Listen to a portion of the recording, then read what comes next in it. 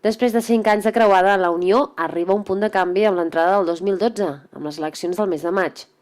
Pere Aguado, president de l'entitat, afirma que el club està totalment consolidat i que davant de la difícil situació econòmica general s'ha de fer un sobreesforç per aconseguir l'esponsorització necessària per mantenir-se en el bon camí. Hem sigut rigorosos, hem tingut il·lusió, hem fet les coses amb responsabilitat i crec que en aquest moment l'entitat està consolidada i per tant veiem les coses amb una certa tranquil·litat.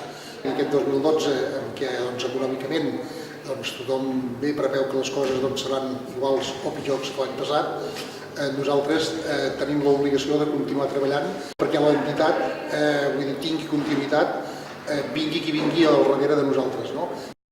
L'estructuració del club dels darrers anys ha estat un aval per seguir de peu en un món on les entitats esportives, sobretot el futbol, estan patint fins al punt, alguns, de desaparèixer. Jo crec que hem estructurat bé el futbol, s'estan portant a terme una sèrie de reestructuracions. Estem intentant, des de la nostra òptica, la professionalització del club. El tema econòmic és molt important i no podem abaixar la guàrdia i hem de continuar intentant trobar més empreses col·laboradores, hem de trobar més anunciants pel camp i ens els hem d'enginyar perquè el club sigui autosuficient i tinguem la continuïtat assegurada. El pilar de l'entitat, en el qual es confia per no perdre els fonaments, és el futbol base, on s'ha estat treballant de valent amb el resultat de ser un dels clubs referents a Catalunya. A partir que ens en vam fer càrrec,